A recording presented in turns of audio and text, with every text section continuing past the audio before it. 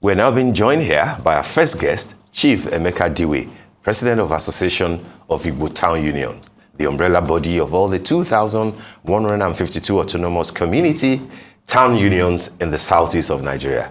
Good morning, Chief. Good to have you join us here in the studio.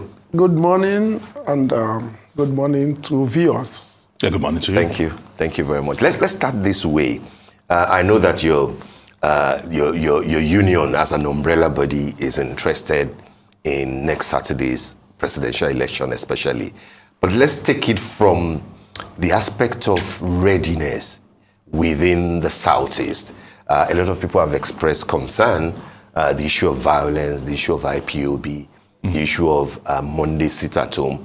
How much of readiness do you think that that region can lay claim to for the elections? And do you think that all these issues that have been there, might affect the conduct of the election negatively? The elections will hold. Okay. In the Southeast? In the Southeast, I think we are to douse this anxiety about the elections. You see, when things like this begin to happen, even the Bible says when certain things happen that are out of ordinary, you know that the kingdom of heaven is at hand. There are things in place. The town unions are very much ready. The Southeast is ready for the elections. Yes, there are skirmishes. There are pieces of violence here and there. But I want to tell you, some of these things, elections like this do not come without some of these challenges, but they are well taken care of. Their elections will come and go. These elections, remember, you vote in the polling units nearest to your house. That's right. And people will come and go to the nearest units to their residences, and they will vote. All right. So you have assurance that... Yes, we have assurance, and we want to assure every Igbo man in the whole of Southeast. Yeah. We want to assure Nigerians that elections will hold. We are the town union, we are on ground. We are in the villages. The town union is very much grassrooted. Elections will hold. Yes, people are raising fears, anxieties. These things are common, especially when things like this happen. And you don't forget the fact that the situation we have in Nigeria will necessarily call for some of these things. People are hungry, people are unhappy. You understand? Yes. When some of these issues come up, you expect people who are deeply frustrated to express some kinds of resentment towards these programs, but they will come and go. That is assurance we are giving to the whole Nigerians, especially the Igbos. Elections will come. The elections will go. All right, some in your region, the Southeast, have actually called out INEC for not being as proactive and also diligent enough in disbursing and dispensing and disseminating the PVCs. That several people are still feeling that the way they were treated, especially those in the Southeast, it wasn't like that in the North or in the Southwest. I don't think it's entirely correct. Okay. I don't think, especially in the Southeast. Yes, there were some initial logistics issues, but when we complained, we didn't keep quiet about it. When we complained to the INEC, they took some measures, and towards the end, people actually collected their PVCs, and there were no more such complaints. So, yes, given the fact that nothing is perfect, you understand, the INEC did at least the registration exercise, in this dispensation, greatly improved. The registration, as far as, people... Yes. Yeah, because there have been complaints, You see, the complaint, I'm talking about the southeast. Yes. Okay. Yeah, The southeast. Yes. You see, not the maybe in the Lagos or in the southwest, it could be a different thing. Some Igbos, yes, we are complaining that they were disenfranchised in collecting PVC so that they wouldn't vote. But what I'm telling you is, as it concerns the southeast geographical Zone. Yes. Igbos resident within the region. Yes, Igbos resident in Igbo land. Okay. Yes. Okay. All right. Your union, I'm trying to ask this, carefully. How political is it? Because I know, and I think it's even in the news today, where your union is saying that hold us responsible if Peter Obi fails. That suggests that you already have a candidate in mind. So my question to you would be, will be resting on two legs. One is, how did you arrive at having a candidate of your choice? What informed that? And secondly, is it a collective thing, or is it just the leadership of the union saying that this is where we are headed? You are taking a lot of things, at the same time, but I will. They're just two. I will tell you what it is. You see, you rightly said there are about 2,152 autonomous communities in the whole of Southeast, each with town union leadership, the president general and his executive, covered every square foot of Southeast is covered by one town union or the other. So there is a total coverage that every Igbo man belongs to one town union or the other. Any Igbo man who is not a member of town union, in fact, has a questionable character or has a defective personality, or who is expelled from the, So you can see the coverage. Now, you asked whether our decision was collective. Yes. And how we arrived at whether it's political. It's when you have to do with human beings, yes, it could be, but it is not partisan. You understand? The town union is not partisan. When we say, is it just an endorsement? It's not an endorsement. You see, there is nothing we don't need to endorse because we already know him. Okay. Yes, we don't need to endorse. And that is why initially we kept quiet. You see, town union we never talked. We allowed P2B to traverse the whole length and breadth of the country. We allowed people, other regions, other tribes, you understand, yes, to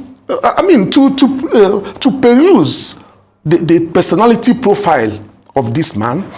If we had come earlier to say be this or be that, it would have given it a tribal coloration. You get what I mean? Yes. Having seen what played out, you've seen the reception, endorsements across board throughout Nigeria, adoption across board throughout Nigeria. We are now coming to tell you that we are now confirming Obi is our son. We are now confirming and affirming the endorsements, all those total endorsements. We are confirming them that they are in order. And we are handing Obi over to Nigerians because they have seen what we have been seeing. We are handing them over to Nigeria. We are handing him over to Nigeria as our beloved son. With him, we are well pleased. His actions and inactions, if he wins, we completely align with. He is a complete Igbo man. Hold us responsible but we know he will not fail. The expectations of a wider range of Nigerians would be met. You are taking, as a union, you are taking a big gamble to say, hold us responsible if he fails. Yeah. Yes. That's because we know him too well. We know him too well. We consulted round. As far as the Igbos are concerned, he would not disappoint. You are saying Peter Obi is the candidate of the Igbos, but a lot of people will remind you. That's what I'm avoiding. He's a candidate. That's what I'm avoiding. That is why we've kept quiet. Okay. Listen. That's what I'm avoiding. He's not just a candidate of the Igbos. You are in Nigeria. You have seen the reception. You have seen the overwhelming acceptance across board. Yes. So he's a candidate of Nigeria. He's not just a candidate of the Igbo man. And this we have been avoiding. Okay. You understand? But we are coming to affirm that thing the whole Nigerians have said, we confirm and affirm that it is correct. All right, sir. Mr. Diwe, I would like to, since you're talking about a man in who you're pleased with, yes, I want to find out your opinion and your position about a certain Simon Ekpa. Is he one of you? And he has gone on to insist that, come what may, elections will not be held in the Southeast come next week. Do you know him? Do you know? Is he one of you? Because he said, you've mentioned that anybody that is not part of the town hall is a man of questionable... Is not a proper Igbo Yes, person. okay. I've already made provision for that, in that assertion. You see, even among the 12, even among the 12, that would be one odd person. Even among the 12. So these things have been there. If you are walking along the streets, you will see one or two demented person walking. It doesn't mean that the whole Nigeria is everybody is demented. No, but do you know the man? Well, I don't know him one-on-one. I only see him on the social media. On the social media. But you can see that even the IPOB he purports to represent they're not in line, they're not in one page with him to the extent of stopping election. They are not. And you see, some of these things must come and go. And before the down we will have in Nigeria, there will necessarily be some dark moments.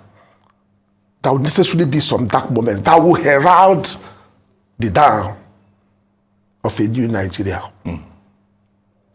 Do you think that this is probably going to be one of those interesting elections where where the entire Southeast, the 5 states of the Southeast, will not go in one direction? Imo is APC.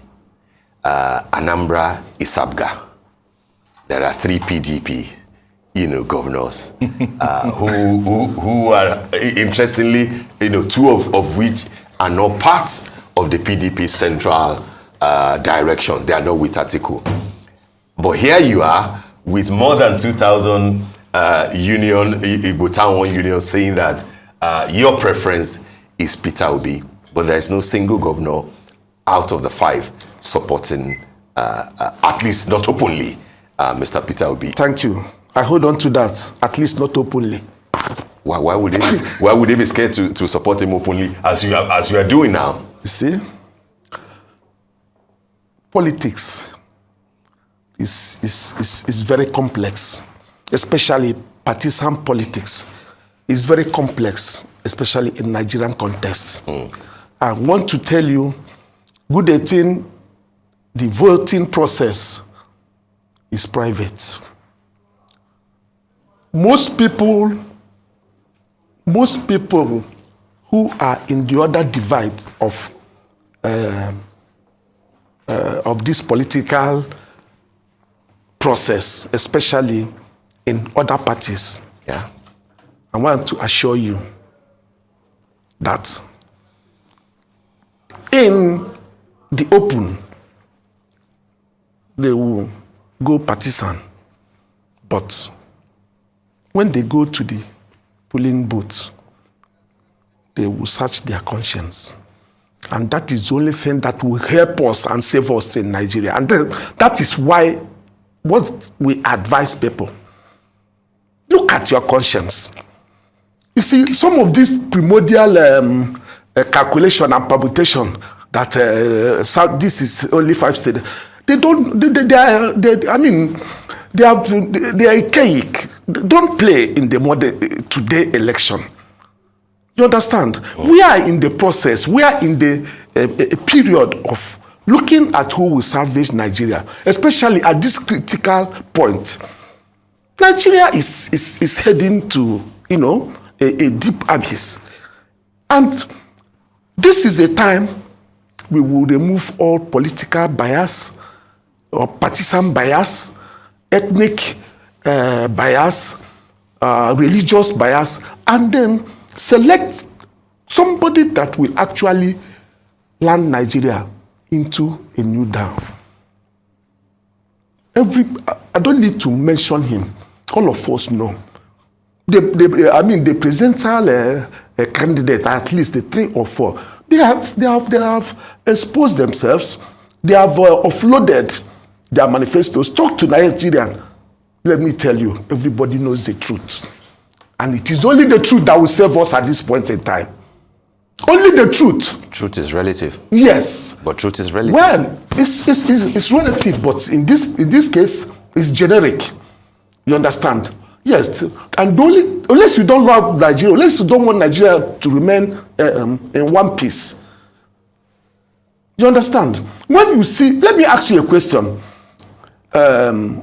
If you're an entrepreneur and Nigeria is your business enterprise, and these 3 or 4 candidates, there are 18 actually. There are 18 of them.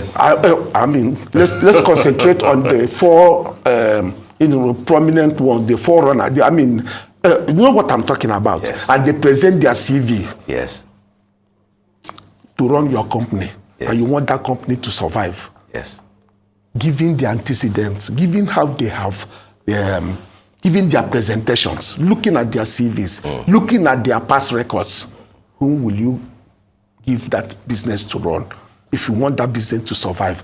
This is my question to all Nigerians.